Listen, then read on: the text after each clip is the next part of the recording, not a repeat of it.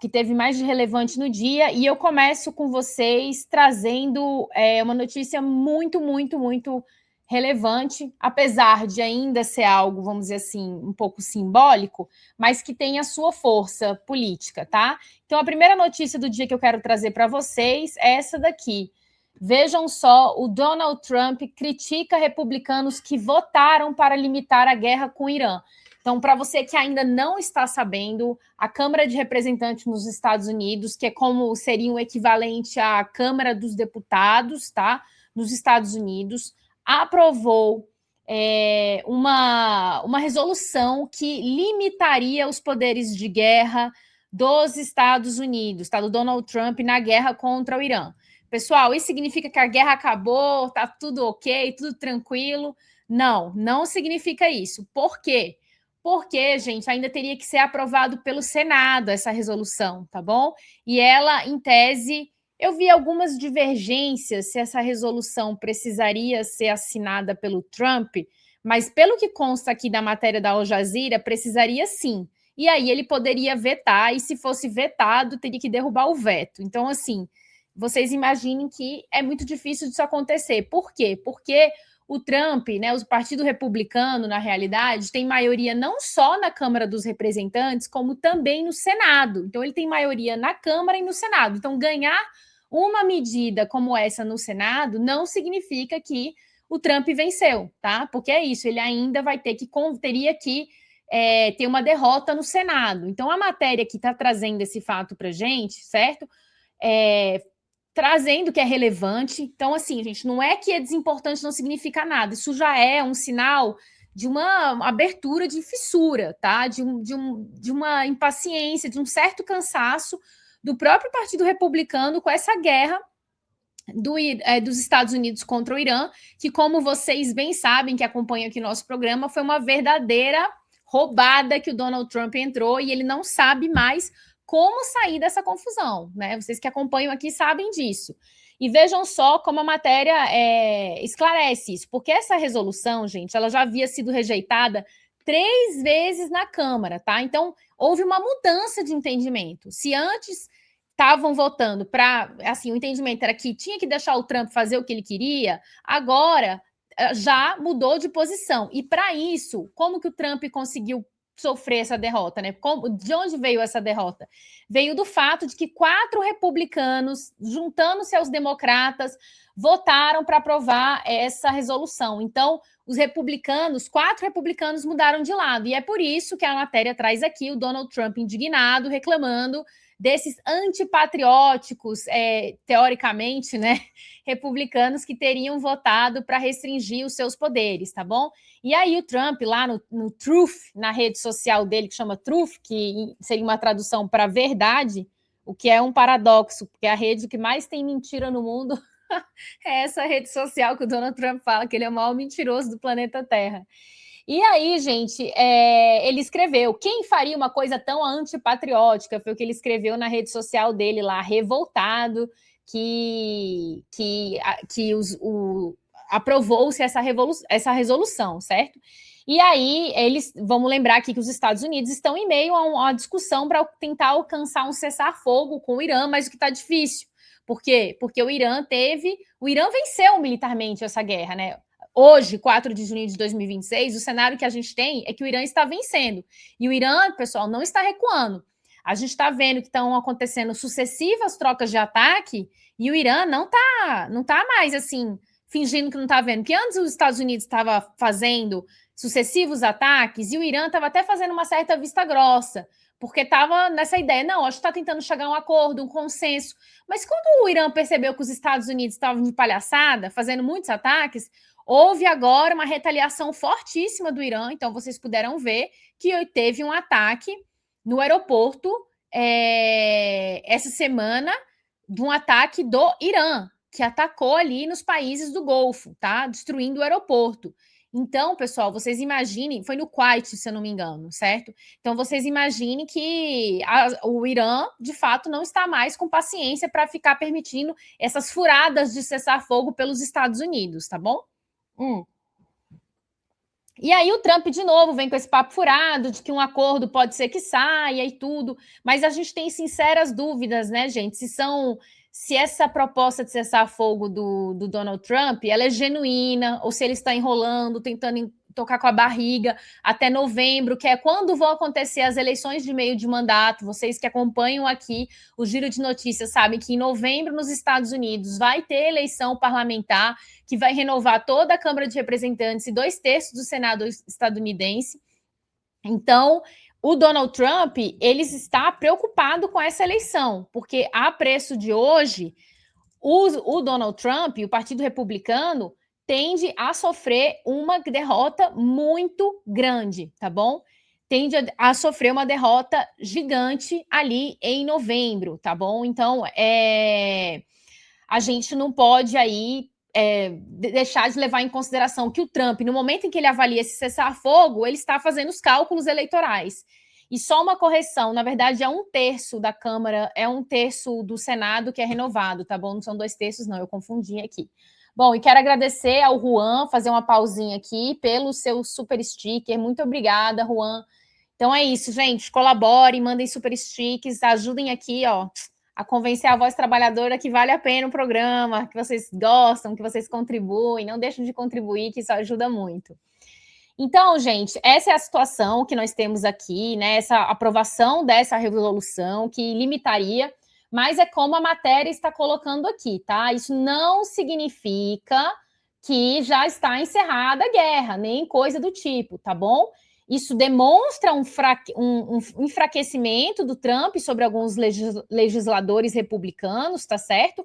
Mas a votação permanece em grande parte simbólica, porque ela precisa ser aprovada no Senado, que é controlado pelos republicanos, como eu falei para vocês, que detém 53 das 100 cadeiras antes dela poder ser aprovada, tá? Mas é isso, é uma primeira rachadura, é um sinal de enfraquecimento, de perda de controle, tá bom? Então, essa é uma notícia bem importante do dia aqui, a respeito dessa votação que aconteceu na Câmara de Representantes dos Estados Unidos e um sinal de fraqueza para Donald Trump, tá bom?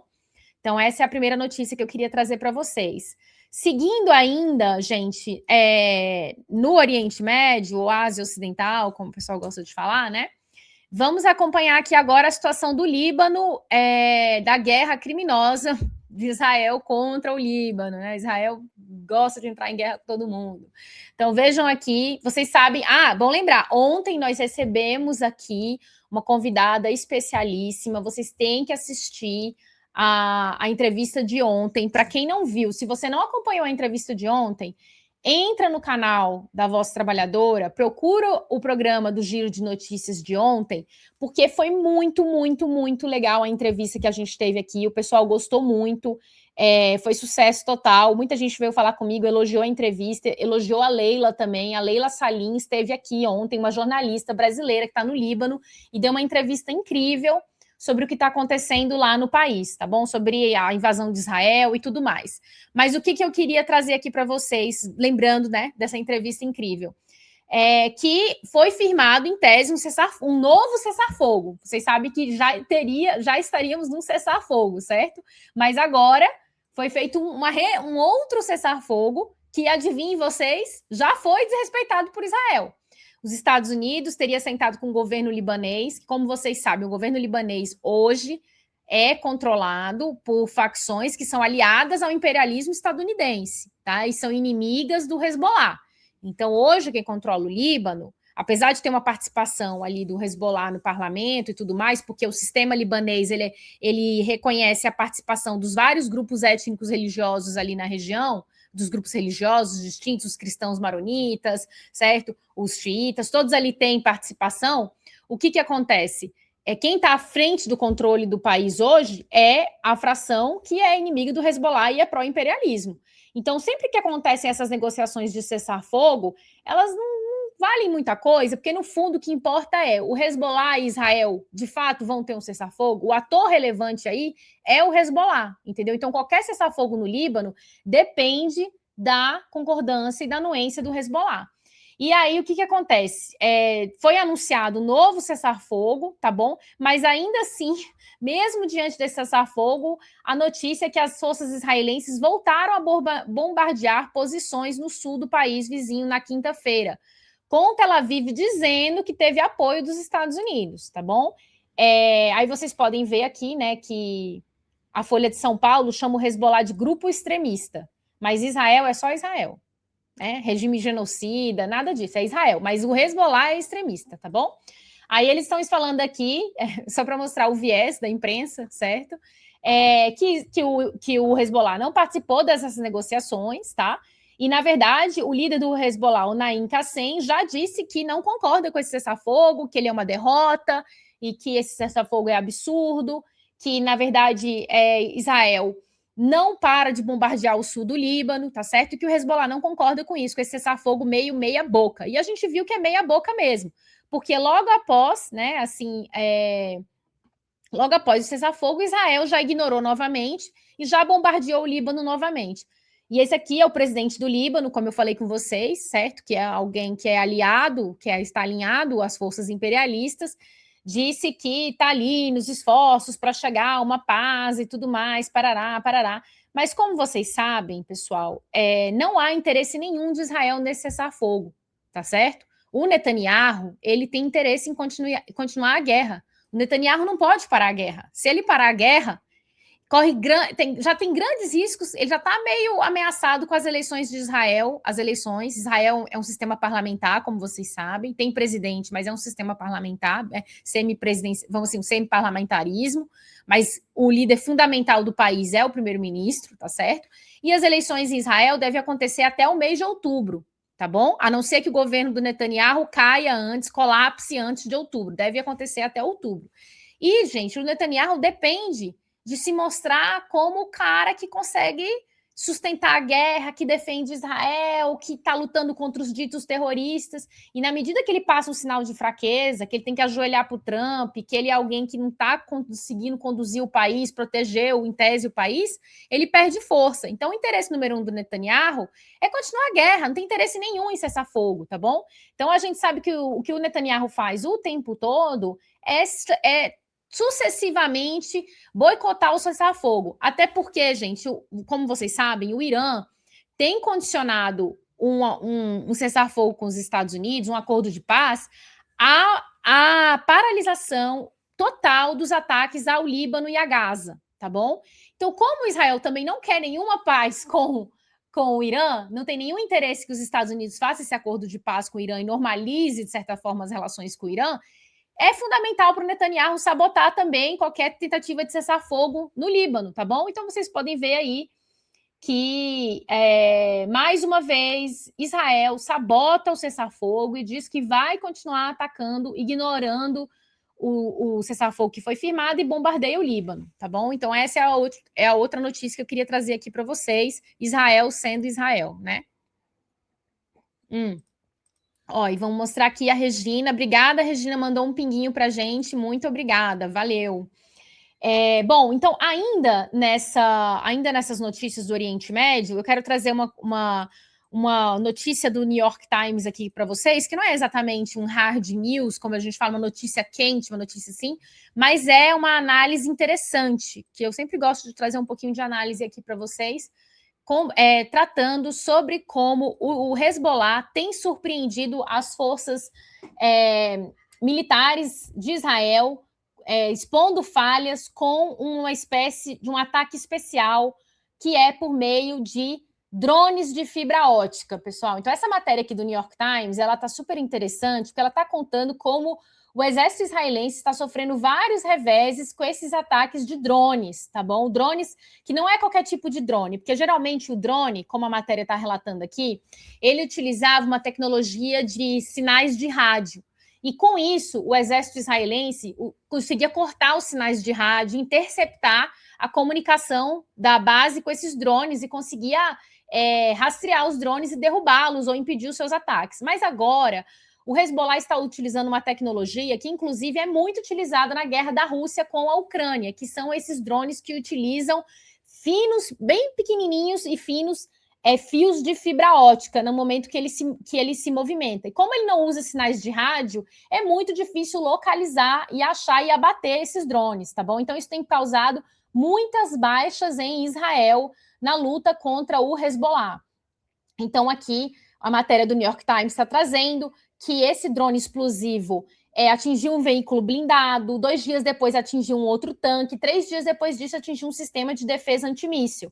E que esses vários drones estão atacando diariamente as forças israelenses com efeitos letais. Só na última semana, 3 soldados foram mortos, tá? E aí a matéria está relatando como está expondo as fragilidades da defesa de Israel, deixando a população assustada, e o exército israelense está desesperado por buscas de como impedir esses ataques, tá bom? Como que evita os ataques desses drones, que, como eles estão dizendo aqui, são controlados por meio de finos cabos de fibra ótica para burlar o bloqueio eletrônico, tá? Então é o que a matéria está trazendo aqui, que também se tornaram muito comuns nos campos de batalha da Ucrânia, tá bom? Então aqui a matéria trazendo isso, ó, você pode ver aqui, por exemplo, essa foto mostra uma rede antidrone que foi instalada na Ucrânia para evitar que esses drones cheguem perto, tá bom? E aí, um general de brigada da reserva de Israel comenta que Israel falhou, porque isso já era algo que poderia acontecer, e mesmo assim o exército israelense, que sempre pintam como esse exército poderoso, maravilhoso, imbatível e tudo, na verdade tem suas fragilidades, não conseguiu se atualizar e agora está passando um perrengue com esses drones que estão atacando ali no norte de Israel, tá bom? E isso está impedindo, inclusive, o avanço de Israel de uma forma mais consolidada e segura dentro do Líbano, porque eles entram no Líbano e aí os drones do Hezbollah atacam Israel. Então isso tem sido uma virada de jogo para o Hezbollah. Vocês sabem que muita gente dava o Hezbollah como morto. O Hezbollah ressuscita ali e agora está com esses drones mais modernos que têm causado os estragos ali no norte de Israel e também no sul do Líbano, tentando conter essa ocupação, tá bom? E aí, gente, o que eu acho que é interessante aqui, o que a matéria traz é que, aí ele, assim, só para descrever rapidinho para vocês, eles trazem um vídeo aqui. O Hezbollah publica geralmente os vídeos desses ataques. E eles publicaram que um drone se aproximava perto de um posto militar numa cidade no norte de Israel. O soldado saía correndo e aí o drone vai na cola deles, porque o drone, hoje em dia, gente, não é soldado contra soldado, é drone contra soldado, drone contra drone, é uma confusão, né? É uma guerra altamente tecnológica. E aí o vídeo termina no momento da queda do drone, que muitas vezes esses drones são kamikazes, eles vão explodem, entendeu? E aí atingem um alvo, matam soldados, caem em cima de um tanque, em cima de um blindado, alguma coisa assim. E aí, o que está acontecendo? Como eu comentei aqui para vocês, que o Hezbollah usava antes sinais de rádio, que poderiam ser desativados por meio de interferência eletrônica, e agora eles usam esses drones equipados com explosivos e bobinas de cabo de fibra ótica, que eles vão se desenrolando enquanto voam em direção aos alvos, com o operador do outro lado, tá bom? E aí, como eles não dependem desses sinais de rádio, o jeito de se defender deles é abatê-los ou cortar esses cabos, tá bom? Só que o pessoal tem pouca experiência, ainda não sabe como lidar com isso, tá bom? São drones ainda um pouco mais precários, então, por exemplo, os drones da Ucrânia voam até 80 quilômetros e os drones do Hezbollah são um pouquinho mais pobrinhos, eles voam só 19 quilômetros, tá bom? Aí vejam aqui, gente, os vínculos entre a Ucrânia, o regime nazista, neonazista da Ucrânia e o regime sionista, supremacista étnico-racial de Israel. Aqui a matéria conta que no ano passado, oficiais militares ucranianos visitaram Israel para explicar como que as suas forças armadas estavam enfrentando essa ameaça dos drones russos. Então, os ucranianos foram lá em Israel para explicar como que eles estavam impedindo isso de acontecer, né? Assim, passar o know-how, passar o conhecimento para os soldados israelenses, tá bem? E aí eles foram lá ensinar, ó, podem ver aqui, ó, o drone com a fibra ótica, aqui, o cabo de fibra ótica do drone, que está aqui na mão do soldado ucraniano. E aí, Israel pediu para a Ucrânia enviar mais uma delegação para atualizar, para explicar, para fazer um novo curso, vamos dizer assim. Aí sabe o que a Ucrânia falou? Falou, olha, a gente só vai te ajudar se vocês derem mais apoio às defesas aéreas da Ucrânia, tá bom? Se vocês derem din-din, se vocês nos apoiarem de alguma forma. E então, a Ucrânia, para ajudar Israel, exigiu grana, apoio, etc e tal. Senão vocês que se lasquem aí, tá bom? Foi a resposta da querida Ucrânia para Israel, porque vocês sabem que a Ucrânia está passando um baita aperto lá também na guerra contra a Rússia, tá bom? E aí eles também comentam aqui que eles estão preocupados do Hezbollah adotar uma outra tecnologia que os ucranianos têm usado lá na guerra, que é colocar chip SIM. Chip SIM, gente, é chip de celular, tá? Você coloca o chip de celular no drone e aí ele consegue se conectar à rede de telefone celular. E qual que é o problema? Você fica pensando, Suzana, mas aí é ótimo, né? Porque dá para pegar, dá para cortar o sinal. Só que sim, esse é o problema. Você precisa cortar as redes celulares de regiões inteiras para que o drone não possa se conectar, tá bom? E então os israelenses estão preocupados como essas novas tecnologias têm afetado no campo de batalha, tá bom? Então vejam a importância, gente, da tecnologia militar, como isso pode ser decisivo, pode ter bastante influência nas guerras, tá bom? Então essa matéria do New York Times aqui eu achei bem interessante para mostrar para vocês que não, o Hezbollah não está derrotado e, pelo contrário, está aí com novas tecnologias e conseguindo impor derrotas a Israel e mortes e etc, tá bom? Então é isso, gente. Essa notícia aqui bem interessante, que